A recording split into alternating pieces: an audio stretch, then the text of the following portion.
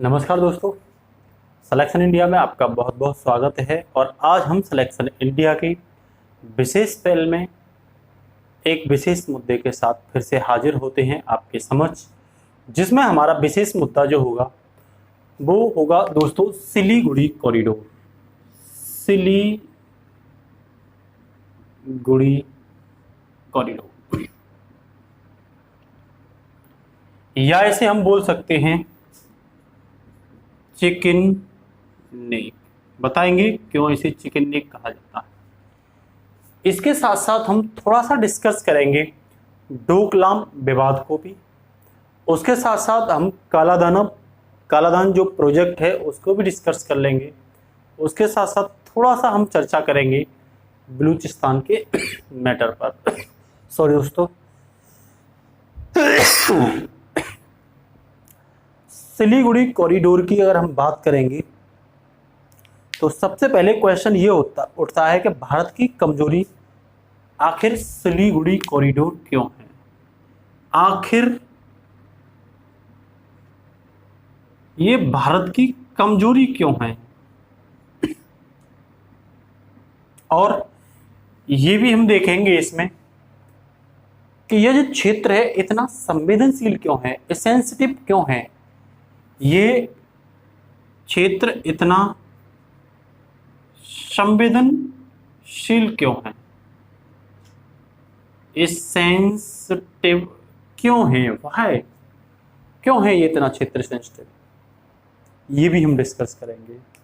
तो सबसे पहले जो हम डिस्कस करेंगे सिलीगुड़ी कॉरिडोर के बारे में दोस्तों, तो वो सिलीगुड़ी कॉरिडोर के बारे में हम आपको थोड़ा सा मैप में पहले इसकी लोकेशन दिखाएंगे, उसके बाद इसका हम डिटेल डिस्कशन करेंगे। तो मैप में जब हम बात करते हैं सिलीगुड़ी कॉरिडोर की, तो पश्चिमी बंगाल का दोस्तों एक शहर है सिलीगुड़ी। ये जगह कहाँ पे पड़ती है, ये पश्चिमी बंगाल में पड़ती है, याद रखना। तो पश्चिमी बंगाल में दोस्तों ये जगह पड़ती है। देखो यहाँ ये पश्चिमी बंगाल है पूरा, जो मैं ये बता रहा हूँ आप, जो ये आपको दिख रहा होगा मैप में, ये पूरा क्या है, ये पश्चिमी बंगाल है। इस पश्चिम बंगाल में ये देखो नेपाल है, तो ये यहां पड़ता है। ये बहुत छोटी सी जगह है। ये नेपाल और बांग्लादेश के बीच पश्चिमी बंगाल में, देखो ये नेपाल है दोस्तों, ये आपको दिखाई दे रहा होगा, ये नेपाल है। ये क्या है, ये नेपाल है। और यही दोस्तों आपको दिखाई दे रहा होगा, ये जो दिखाई दे रहा है ये दोस्तों बांग्लादेश है। और यही ये जो आपको दिखाई दे रहा है ये भूटान है दोस्तों। तो हम यहाँ जो ये मुद्दा है, ये मुद्दा मतलब सिलीगुड़ी, ये जो मैंने रेड बनाया है, इस स्थान की बात कर रहे हैं। तो ये स्थान बांग्लादेश और नेपाल के बीच में लगभग 22 किलोमीटर सकरा एरिया है। 22 किलोमीटर का सकरा एरिया है। लगभग इसकी लंबाई की बात करोगे तो ये लंबाई में 220 किलोमीटर होगा, लेकिन जब इसकी चौड़ाई की बात करते हैं तो ये केवल चौड़ाई इसकी 22 किलोमीटर है। बहुत सकरा एरिया है दोस्तों। चिकन नेक, चिकन मतलब मुर्गा, इसीलिए बोलते हैं इसे चिकन नेक कि देखो जब हम इसे इस तरीके से देखते हैं तो मुर्गा भी क्या होता है, मुर्गा का पिछला हिस्सा होता है वो काफी बड़ा होता है, और गर्दन और सिर जो होता है वो काफी छोटा होता है। तो देखो भारत को जब हम देखते हैं तो ये काफी बड़ा है पीछे, और यहाँ इसकी गर्दन एक प्रकार से मुर्गे सी है, ये गर्दन सी है। तो इसीलिए इस जगह को चिकन, बहुत सकरी गर्दन है ये, इसीलिए इस क्षेत्र को चिकन नेक भी कहा जाता है। इसके पास पास में एक जगह और दिखा देता हूँ, ये तिब्बत है जो आज चाइना के संप्रभुता में है, और यही इसके दक्षिण में, बिल्कुल दक्षिण में सिक्किम और भूटान के बीच यहाँ एक दक्षिण तिब्बत का एक खंजर एरिया है जिसे हम बोलते हैं चुम्बी घाटी।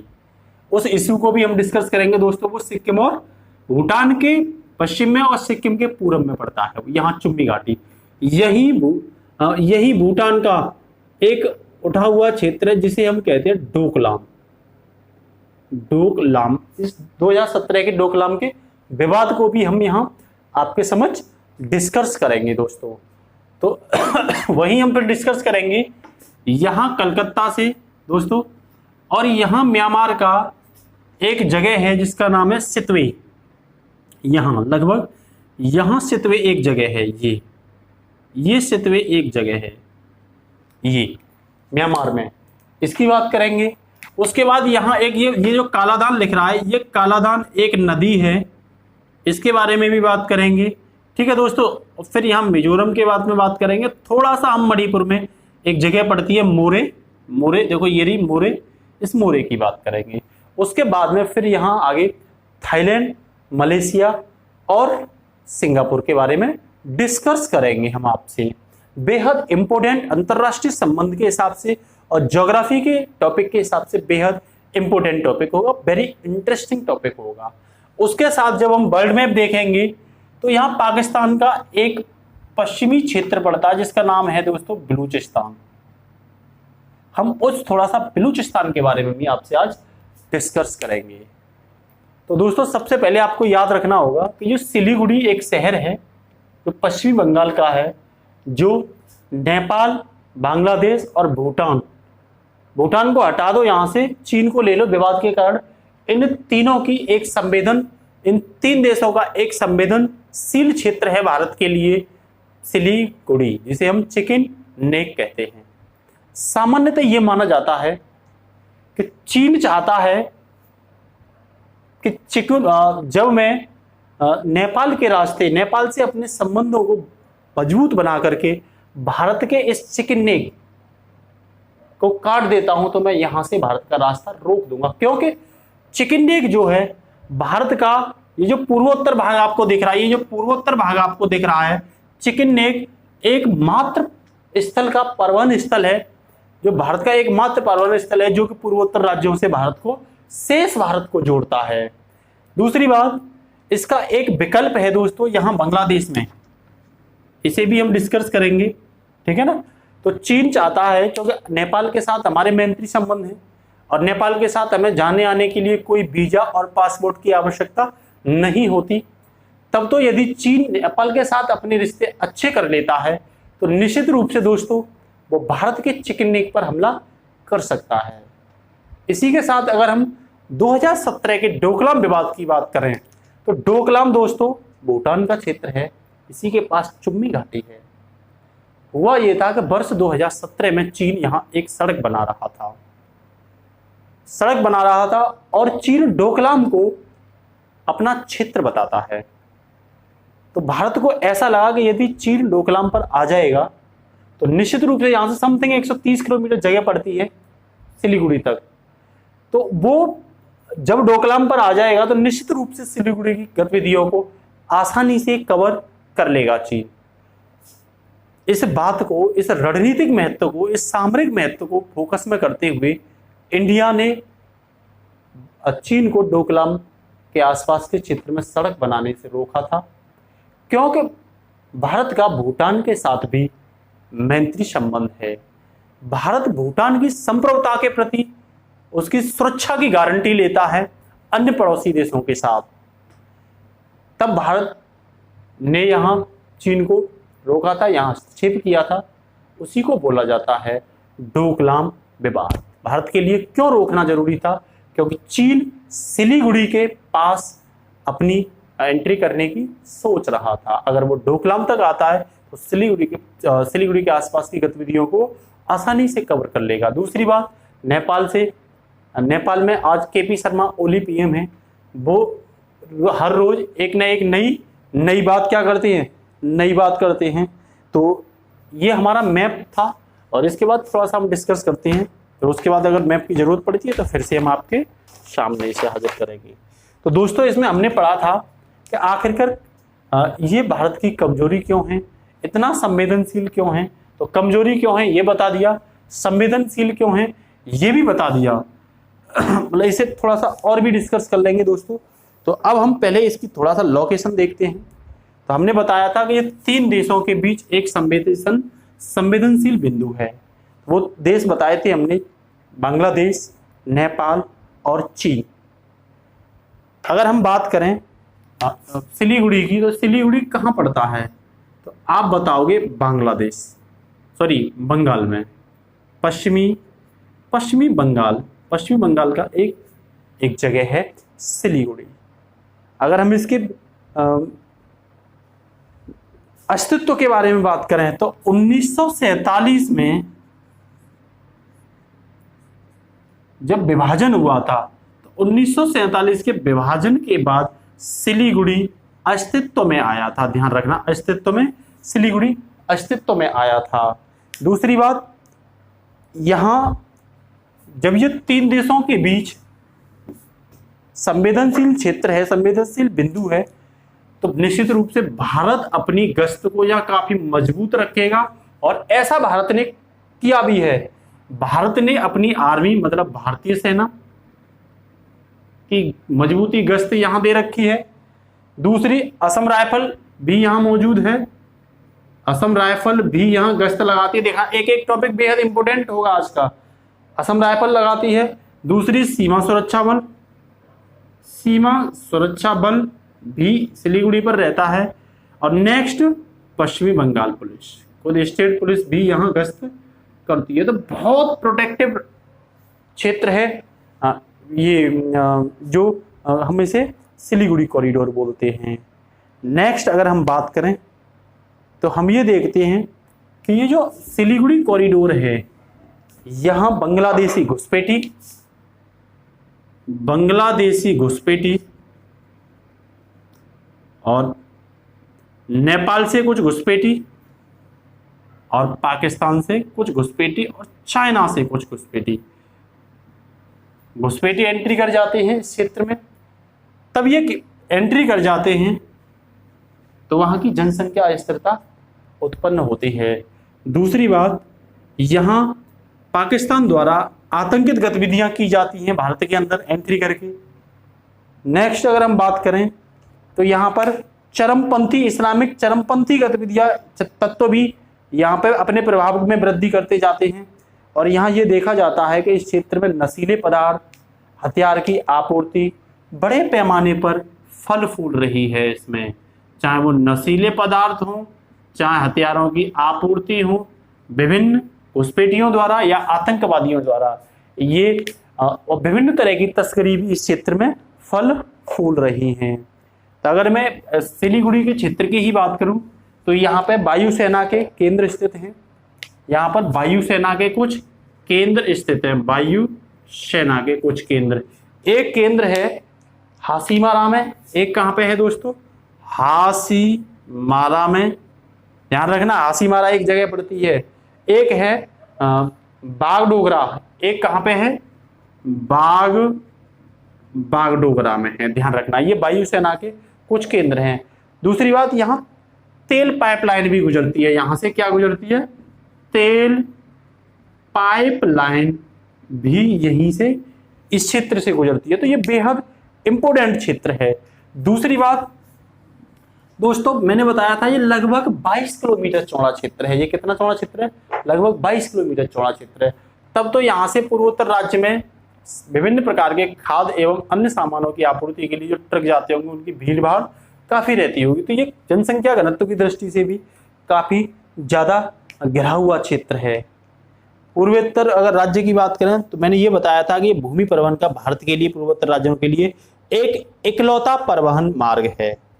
यहीं पे अगर मैं बात करूं तो मैं थोड़ा सा इसका डायग्राम बनाता हूं, जैसा भी बने भाई। पहले तो बात है कि ये जरूरी नहीं है कि अच्छा ही बन जाए, ठीक है ना। एक नॉर्मली डायग्राम बना देते हैं जैसा भी हम पे बने।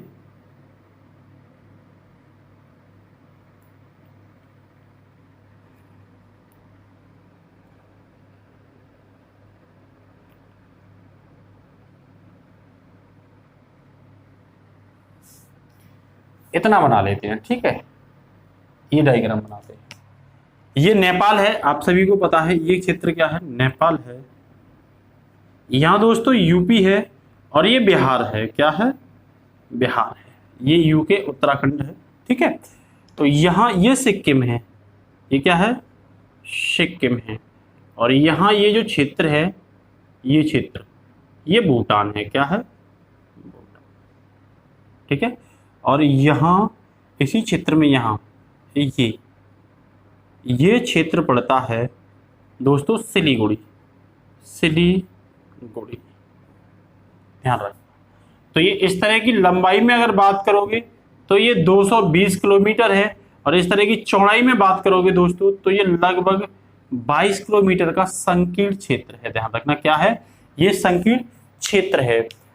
पहले जब ये सिक्किम भारत में नहीं मर्ज हुआ था तब ये लगभग भारत के उत्तर में पड़ता था, लेकिन अब ये सिक्किम के कहां पड़ता है, दक्षिण पश्चिम में पड़ता है। ध्यान रखना यहां है सिलीगुड़ी। और ये क्या है दोस्तों, ये बांग्लादेश है, कुछ इस तरीके से है।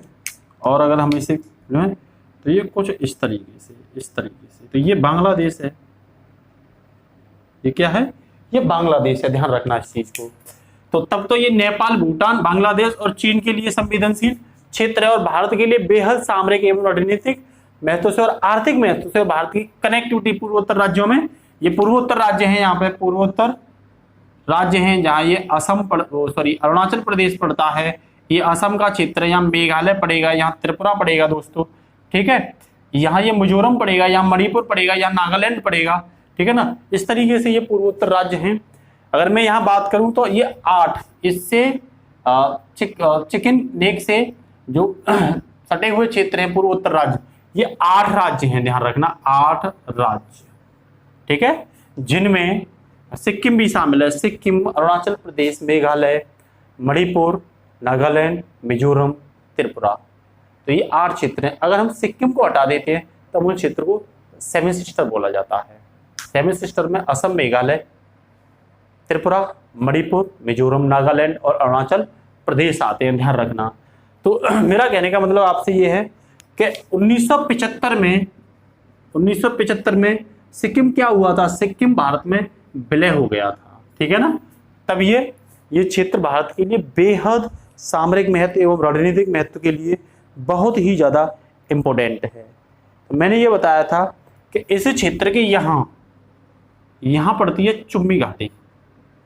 चुम्बी घाटी, जो तिब्बत के दक्षिण में, कहां पे है, तिब्बत के दक्षिणी तिब्बत में है। ध्यान रखना यही सिलीगुड़ी कॉरिडोर पर एक एयरपोर्ट है जिसका नाम है बागडोगरा एयरपोर्ट। यहीं पर एक एयरपोर्ट है यहाँ जिसका नाम है बागडोगरा एयरपोर्ट। ये भी ध्यान रखना आप, बागडोगरा एक एयरपोर्ट है यहाँ, ध्यान रखना इस चीज का। तो मेरा कहने का मतलब आपसे ये है कि यहाँ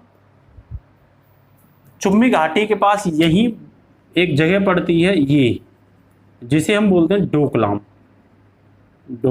2017 में यहाँ भारत और भूटान प्लस चीन, दिखाई नहीं दे रहा, राइट।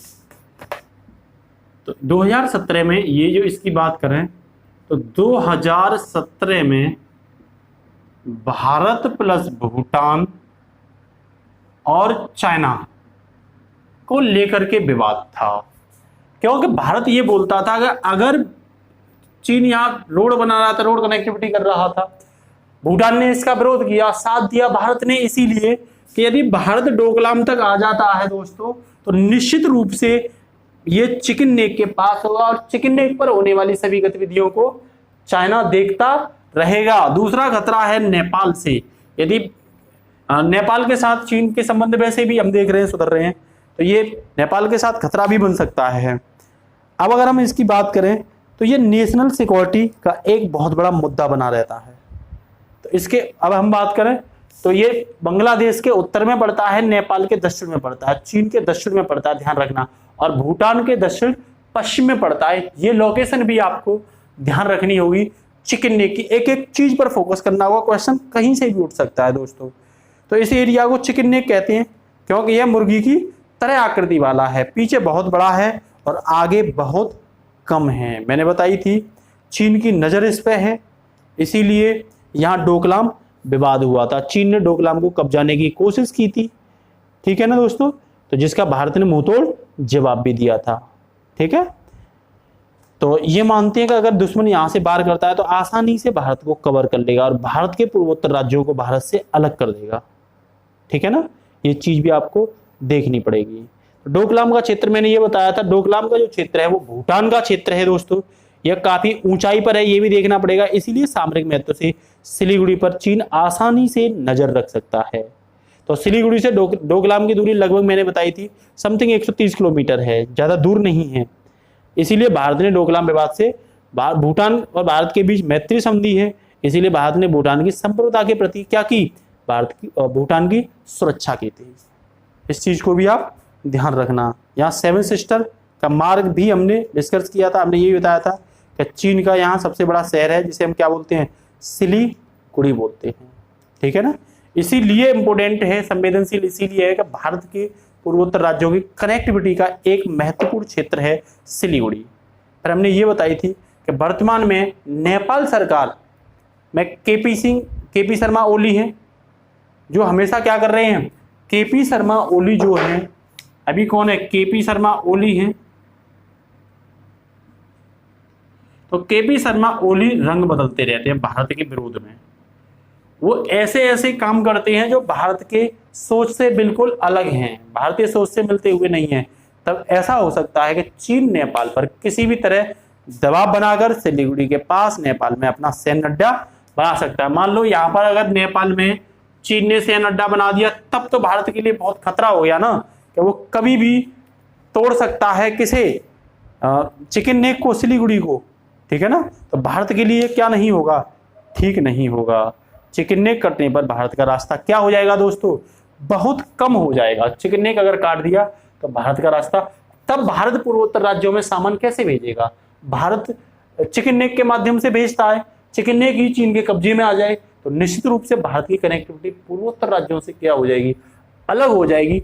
इसीलिए भारत को कुछ अल्टरनेट सोचना चाहिए, जिसका भारत ने अल्टरनेट सोचा भी है। एक अल्टरनेट है कि भारत बांग्लादेश के साथ अपने संबंध अच्छे रखे, दूसरा अल्टरनेट है कि भारत बांग्लादेश के अतिरिक्त, क्योंकि किसी एक देश पर ही 100% आश्रित होना ठीक नहीं होता है। क्योंकि सामान्यतः ये देखा जाता है कि बांग्लादेश में यदि शेख हसीना की सरकार होती है तो भारत के संबंध काफी अच्छे चलते हैं, उस समय भारत को कोई भी परेशानी नहीं होती बांग्लादेश के साथ अपने संबंध स्थापित करने में। लेकिन जब शेख हसीना के इतर कोई गवर्नमेंट बनती है तो वो भारत के लिए निश्चित रूप से खतरा बन जाती है और चीन का वो सपोर्टर दिखती है। तो भारत ने यहां पर, एक सेकंड दोस्तों मैं इसे मिटा देता हूं थोड़ा सा,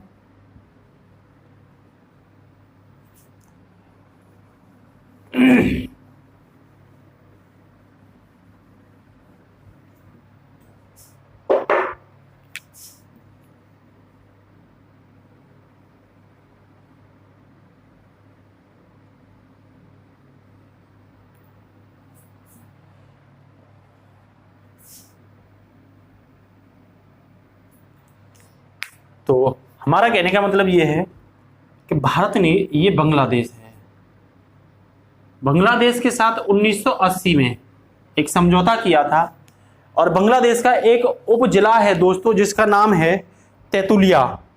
उस तेतुलिया जिले से भारत ने एक कॉरिडोर निकाला था, तेतुलिया कॉरिडोर। यहां से भारत ने एक कॉरिडोर निकालने की बात की थी, लेकिन यह सड़क मार्ग संभव ज्यादातर नहीं है, क्योंकि आपको भी पता है ऊपर से एक नदी आती है जिसका नाम है ब्रह्मपुत्र, जिसका नाम क्या है, ब्रह्मपुत्र। भारत से एक नदी जाती है जिसका नाम क्या है, गंगा, और ये कहाँ जाके गिरती हैं, बंगाल की खाड़ी में जाके गिरती है। कहाँ गिरती हैं दोस्तों, बंगाल की खाड़ी में। ये क्या है, बंगाल की खाड़ी है, ये बंगाल की खाड़ी में गिरती हैं। तो यहाँ गंगा जब बांग्लादेश में जाती है तब इसे पद्मा कहते हैं, और ये जो ब्रह्मपुत्र बांग्लादेश में जाती है इसे दोस्तों जमुना कहते हैं, यमुना नहीं, जा से जमुना कहते हैं। और ये पद्मा और जमुना जब बांग्लादेश में मिलती हैं उस समय इसे मेघना नदी की धारा बोलते हैं, क्योंकि इधर से मणिपुर से और त्रिपुरा से इसमें जो है बराक नदी आकर मिल जाती है। इस चीज को भी आप ध्यान रखोगे। तब ये इतनी सारी नदियां, तो ये क्षेत्र बाढ़ जैसा दलदली का क्षेत्र होगा, यहाँ सड़क मार्ग उतना ज्यादा संभव नहीं हो पाता। इसीलिए भारत ने यहाँ रेलवे कॉरिडोर विकसित किया है अपने मतलब चिकन नेक के विकल्प के रूप में। अगर चिकन नेक पर कोई परेशानी आती है तो भारत यहाँ से भी, या चिकन नेक के घनत्व को, दबाव को कम करने के लिए कुछ हद तक भारत बांग्लादेश से होते हुए रेलवे मार्ग से अपने सामान की कनेक्टिविटी को पूर्वोत्तर राज्यों तक सुलभ कर पाता है। लेकिन उसके बाद भारत ने जो एक और विकल्प की तैयार किया है, वो विकल्प है दोस्तों कालादान प्रोजेक्ट। वो विकल्प है कालादान प्रोजेक्ट। तो कालादान प्रोजेक्ट के बारे में बात करें तो कालादान प्रोजेक्ट का पूरा नाम है Kaladan multi modal transit project. Kaladan multi modal transit project, ये नाम है पूरा। तो ये क्या है कालादान मल्टी मॉडल ट्रांजिट? तो पहले तो आपको ये देखना पड़ेगा, इसमें तीन चीज की कनेक्टिविटी है। एक तो समुद्री रास्ते को लिया जाएगा, लगभग इसमें समुद्री रास्ता जो लिया जाएगा दोस्तों वो 539 या 40 किलोमीटर का होगा। 539 या 40 किलोमीटर का होगा। दूसरा जो नदी रास्ता लिया जाएगा इसमें वो लगभग 158 किलोमीटर का होगा। और तीसरा जो स्थल मार्ग, जो रोड बनाया जाएगा, वो लगभग 62 या 63 किलोमीटर या 69 समथिंग किलोमीटर का होगा। तो तीन चीजें इसमें ली जाएंगी। आपको ये देखना होगा कि इसमें जो चीजें ली जाएंगी वो कितनी ली जाएंगी। इसमें जो चीजें तीन चीजें ली जाएंगी, जिसमें हमने बताया कि लगभग 539 किलोमीटर समुद्री, नदी रास्ता 558 और स्थल रास्ता। तो क्या है रोल देख लेते हैं। तो यहाँ कलकत्ता है, पश्चिम बंगाल में। यहाँ क्या पड़ता है दोस्तों? कलकत्ता। कलकत्ता बंदरगाह पड़ता है, बंदरगाह। तो यहां से दोस्तों भारत क्या करेगा? म्यांमार, यहां म्यांमार पड़ता है दोस्तों। यहां क्या पड़ता है? यहां म्यांमार पड़ता है। यहां क्या पड़ता है? म्यांमार की एक जगह है सितवे। एक जगह को आप याद रखोगे, सितवे। भारत क्या कर रहा है? अपने खर्च पर यहां सितवे पोर्ट डेवलप कर रहा है। क्या कर रहा है? सितवे पोर्ट विकसित कर रहा है भारत अपने खर्चे पर। अब यहां जब सितवे पोर्ट विकसित हो जाएगा तो भारत क्या करेगा? यहां से कार्गो जहाजों में सामान भरेगा। और कार्गो जहाजों में लगभग दोस्तों एक कार्गो जहाज में हजार जहाजों से भी ज्यादा सामान आता है। तो निश्चित रूप से अगर एक कार्गो जहाज यहां से निकल जाता है तो चिकन नेक पर 1000 जहाजों का दबाव क्या हो जाएगा? कम हो जाएगा, या भीड़भाड़ कम हो जाएगी। तो ये काफी अच्छा मॉडल रहेगा भारत के लिए, प्रोजेक्ट काफी कारगर रहेगा। तो ये जो समुद्री रास्ता भारत ने यहाँ विकसित किया है, ये है लगभग 539 किलोमीटर का रास्ता। उसके बाद सितवे से एक नदी निकलती है। ये नदी प्लेतवा तक है। कहां तक है? प्लेतवा। प्लेतवा एक जगह है म्यांमार में, प्लेतवा तक नदी है। तो ये रास्ता भारत ने नदी रास्ता बनाया जिसमें आसानी से होकर के जहाज जा सकता है। ये 158 किलोमीटर का रास्ता है। 158 याद रखना एक एक चीज। तो 158 किलोमीटर का रास्ता है ये। इसके बाद जब प्लेटवा से भारत यहां मिजोरम है, मिजोरम में एक सड़क रास्ता बनाएगा। यहाँ क्या बनाएगा? सड़क रास्ता बनाएगा। तो ये लगभग पड़ेगा 62 किलोमीटर का, ठीक है ना। कहीं कहीं ये 129 किलोमीटर दे रखा है, लेकिन ये क्या पड़ेगा? 62 किलोमीटर का रास्ता पड़ेगा। और भारत मिजोरम में एंट्री कर जाएगा। तो भारत आसानी से अपने कार्गो जहाजों से एंट्री करते हुए पूर्वोत्तर राज्यों में अपने सामान की, जो जरूरत वाला सामान है, उसकी आपूर्ति कर पाएगा और अपनी कनेक्टिविटी को सुलभ कर पाएगा। इसी प्रोजेक्ट को बोला जाता है Kaladan multi modal transit project. आपको ये याद रखना है। दूसरी बात, भारत और क्या कर रहा है? भारत और कर रहा है कि यहाँ मणिपुर में एक जगह है दोस्तों, मणिपुर में एक जगह है। उस मणिपुर से का एक शहर है मोरेह। उससे भारत क्या कर रहा है? एक हाईवे डेवलप कर रहा है, एक कॉरिडोर डेवलप कर रहा है। तो वो कॉरिडोर कहाँ जाएगा? थाईलैंड तक जाएगा, और थाईलैंड से मलेशिया जाएगा, और मलेशिया से सिंगापुर जाएगा दोस्तों। तो तब क्या होगा? भारत इसे, ये किसके तहत, किस योजना के तहत? ये भारतमाला परियोजना के तहत विकसित कर रहा है। ध्यान रखना, दो परियोजनाएं भारत की, एक सागरमाला, एक भारतमाला। सागरमाला के तहत भारत समुद्री तटीय क्षेत्रों का विकास करता है। भारतमाला परियोजना के तहत ये नागरिक उड्डयन ये रोड परिवहन मंत्रालय द्वारा विकसित की गई थी। तो इस परियोजना के तहत भारत सड़क विकास करता है। तो इसी के तहत भारत यहाँ क्या कर रहा है? मोरे से और थाईलैंड होते हुए मलेशिया होते हुए कहाँ?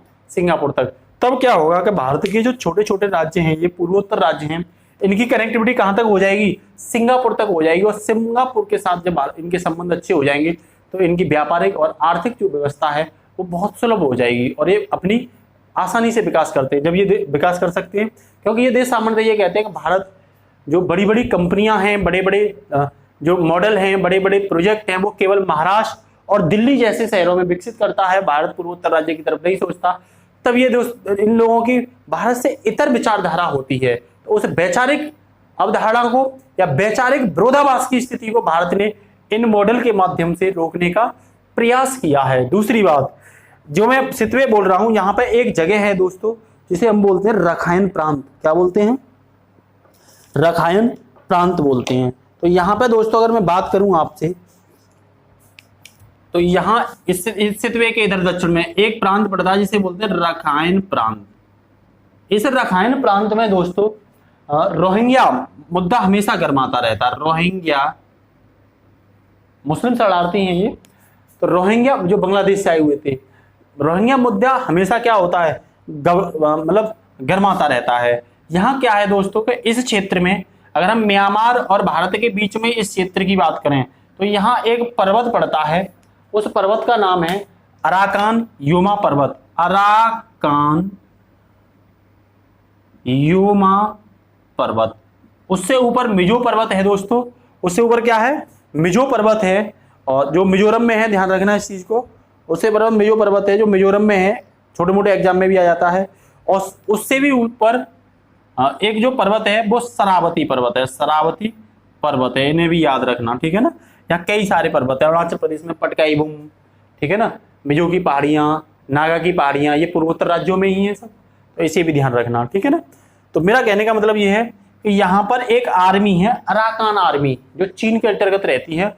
और वो आर्मी इतनी खतरनाक आर्मी है कि चीन का सपोर्ट से चीन यहाँ हथियार सप्लाई करता है उस आर्मी को, जो रखाइन प्रांत के आसपास रहती है यहाँ अराकान क्षेत्र में।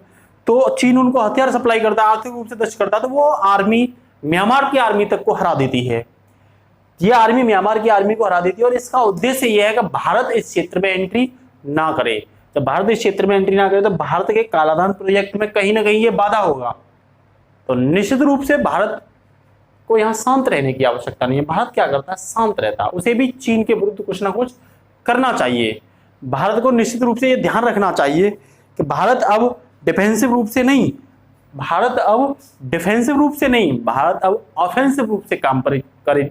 जब कोई भारत का विरोध करता है तो निश्चित रूप से भारत भी उसका विरोध करे, क्योंकि भारत को बैक फुट पर आने की जरूरत नहीं है। भारत सीधा फ्रंट फुट पर आकर के काम करे। तो वो कैसे करेगा फ्रंट फुट पर आकर के काम, उसके लिए मैं आपको बताऊंगा दोस्तों। जो मैंने ये बताया था कि ये यहाँ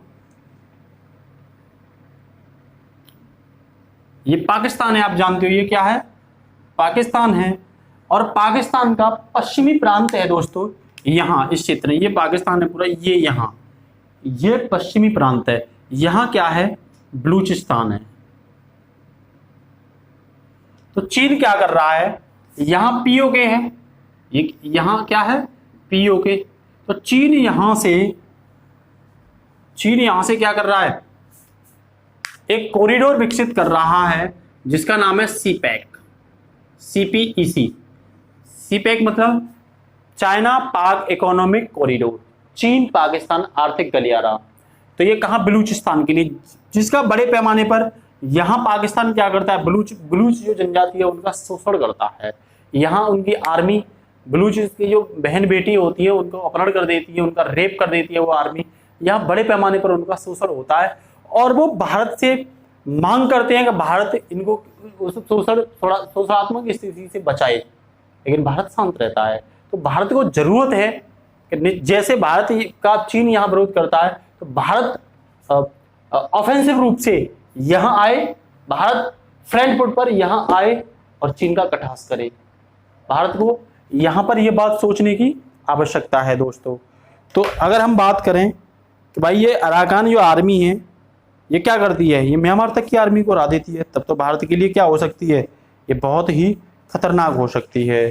ठीक है दोस्तों, लेकिन भारत क्या है, भारत वसुदेव कुटुंब की बात करता है। भारत करता है कि भाई हम तो वसुदेव कुटुंब की राजनीति करेंगे। अरे भैया, वसुदेव कुटुंबकम की राजनीति राक्षसों पे नहीं चलती है। चीन साम्राज्यवादी नीति अपनाता है, शोषण करता है बड़े पैमाने पर, आर्थिक रूप से लालच देता है, ब्याज लगाता है, और ड्रैप पॉलिसी के तहत देशों के बंदरगाह वगैरह, वहां की जमीन वगैरह कब्जा लेता है। जैसे श्रीलंका का हम्बन टोटा कब्जा लिया, मालदीव से कुछ क्षेत्र को कब्जाने की कोशिश कर रहा है, पाकिस्तान में ग्वादर बंदरगाह बना रहा है, वो क्षेत्र कब्जा लिया है इसने। तो ये राक्षस हैं। भारत इनके साथ वसुधैव कुटुंबकम की नीति को ना चले। भारत निश्चित रूप से यहाँ डिफेंसिव ना होकर के ऑफेंसिव रूप से काम करे। भारत को यहाँ बैकफुट पे ना आकर के फ्रंट फुट पर आने की जरूरत है दोस्तों। तो तब निश्चित रूप से भारत इनसे क्या कर पाएगा, पार पा पाएगा।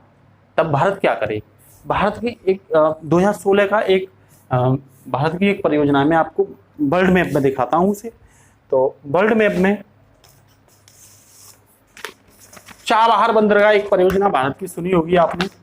तो चाबहार जो बंदरगाह है भारत का, वो ईरान में है। देखो यहां विकसित किया है भारत ने, ये आप देख लेना, यहां विकसित किया है भारत ने।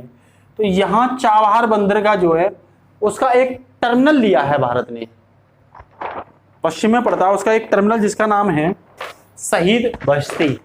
पूरा चाबहार बंदरगाह भारत का नहीं है, ये एक एक टॉपिक क्लियर कर लो। पूरा चाबहार बंदरगाह भारत का नहीं है।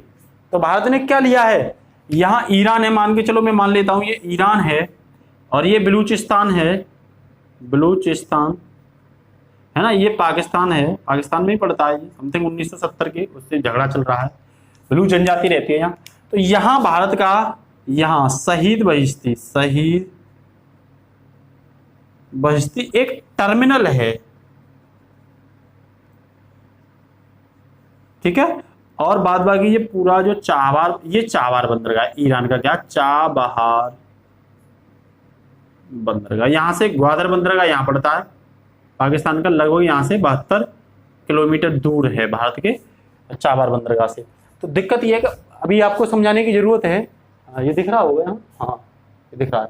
तो समझाने की आपको जरूरत ये है टर्मिनल क्या होते हैं। तो टर्मिनल में यहाँ 1 मिनट आपको समझा देता हूँ।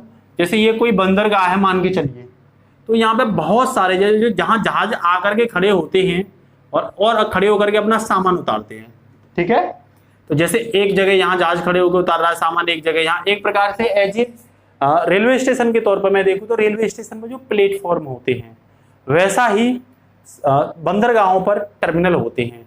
तो भारत ने चाबहार का एक टर्मिनल ले रखा है, टर्मिनल के साथ समझौता भारत ने कर रखा है। वहां निवेश लगभग 500 मिलियन से भी ज्यादा का भारत ने निवेश कर रखा है वहां पे। तो सही यहां से भारत आसानी से ईरान के यहाँ से शहीद बस्ती से भारत आसानी से बलूचिस्तान को हेल्प कर सकता है। तो जब भारत इसे हेल्प करेगा तो इनका क्या हो जाएगा, कटाक्ष होगा। तो जब ये यहाँ पे ध्यान देंगे तो यहाँ से ढील देने की कोशिश करेंगे। तो भारत को निश्चित रूप से यहाँ ऑफेंसिव रूप से काम करने की आवश्यकता है। लेकिन भारत क्या करता है कि वो वसुधैव कुटुंबकम पर काम करता है, ध्यान रखना। तो आपसे पूछे चाबहार में शहीद बस्ती को भारत संचालित करता है, बाद बाकी पूरे चाबहार पोर्ट को कौन संचालित करता है, ईरान संचालित करता है। तो ये भी मुद्दा आपके लिए बेहद इंपॉर्टेंट है। दूसरी बात, थोड़ा सा अगर हम बात करें तो हम ये बात करेंगे कि जो अरुणाचल प्रदेश है, तो चाइना क्या करता है, बार बार अरुणाचल प्रदेश को अपना बताता है। चाइना कहता है कि भाई ये तिब्बत का, ये दक्षिणी तिब्बत का भाग है। किसका भाग है, दक्षिणी तिब्बत का भाग है। अरुणाचल प्रदेश का जो पुराना नाम था दोस्तों, वो याद रखना, नेफा नाम था। क्या नाम था, नेफा नाम था। जबकि चीन इसे क्या बोलता है, दक्षिणी तिब्बत बोलता है। तो एक छोटा सा इशू ये भी था, ध्यान रखना। तो चीन हमेशा इसे अपना होने का आरोप लगाता रहता है ना। इन सब से बचने के लिए भारत ने फिर क्या किया है, कालादान प्रोजेक्ट, क्योंकि जब हो सकता है यहाँ भी कोई विवाद हमें चीन उत्पन्न कर दे, क्योंकि चीन विवादों से हमेशा घिरा रहता है। कभी तो वो भूटान पे विवाद करता है, कभी वो नेपाल पे विवाद करता है, कभी वो भारत के साथ सिक्किम वाले क्षेत्र, अरुणाचल वाले क्षेत्र में बात करता है। भारत का कैलाश मानसरोवर 1962 का विवाद आपको अच्छे से पता ही है चीन के साथ। तो चीन के विभिन्न, चीन का यहाँ विवाद आप देख ही रहे हो, और यहाँ अपनी आर्मी रखता है, म्यांमार के साथ हमेशा लड़ता रहता है। तो यहाँ उधर थाईलैंड के साथ भी चीन का विवाद है। तो चीन हमेशा विवादों से, आर्थिक रूप से दक्ष देश है चीन, इसीलिए चीन अपनी ज्यादा तानाशाही दिखाता है, ध्यान रखना। तो चीन चिकन नेक का गलत यूज ना करे, इसीलिए क्योंकि नेपाल के साथ चीन के मैत्री संबंध हैं। चीन बिना वीजा और बिना उसके नेपाल के साथ भारत की मैत्री संबंध हैं। तो भारत और नेपाल में जो आवागमन है वो विदाउट वीजा और विदाउट पासपोर्ट के हो सकता है। इसका लाभ कौन उठा सकता है? इसका लाभ चीन उठा सकता है। तो इस चीज को भी फोकस किया गया है। ठीक है दोस्तों, तो इस पे भी तुम्हें क्या करने की आवश्यकता है? ध्यान रखने की आवश्यकता है। तो इसको भी भारत पूरे उस फोकस के साथ ले तब तो काम चलेगा। और भारत फोकस के साथ नहीं लेगा तो भारत के लिए ये क्या हो जाएगा? आगे एक समस्या का मुद्दा बन सकता है दोस्तों। तो दोस्तों ये हमने बहुत गहनता के साथ टॉपिक डिस्कस किया और ये आपके लिए बेहद इंपॉर्टेंट भी हो सकता है। हर एक हमने डोकलाम विवाद को यहाँ पर डिस्कस कर लिया, चिकन नेक को देख लिया, चुम्मी घाटी को देख लिया, क्या विवाद था चुम्मी घाटी का, बलूचिस्तान और चाबार को हमने डिस्कस किया, यहाँ कालादान प्रोजेक्ट को डिस्कस किया, थोड़ा बहुत हमने भारतमाला परियोजना के तहत ये कॉरिडोर बना रहा है भारत, जिससे अपने जो पूर्वोत्तर राज्य की कनेक्टिविटी विकसित करेगा, उसको हमने डिस्कस कर लिया। थोड़ा सा गंगा और ब्रह्मपुत्र के क्षेत्र के बारे में डिस्कस कर लिया। तो आज के लिए हमारा टॉपिक इतना ही रहेगा। नेक्स्ट फिर से हम इलेक्शन इंडिया के विशेष पहल में एक बहुत अच्छे मुद्दे के साथ मिलते हैं और तब तक के लिए आप एंजॉय करिए और विशेष नोट्स तैयार करिए क्योंकि ये मुद्दे बेहद इंपॉर्टेंट होते हैं। नमस्कार, जय हिंद दोस्तों।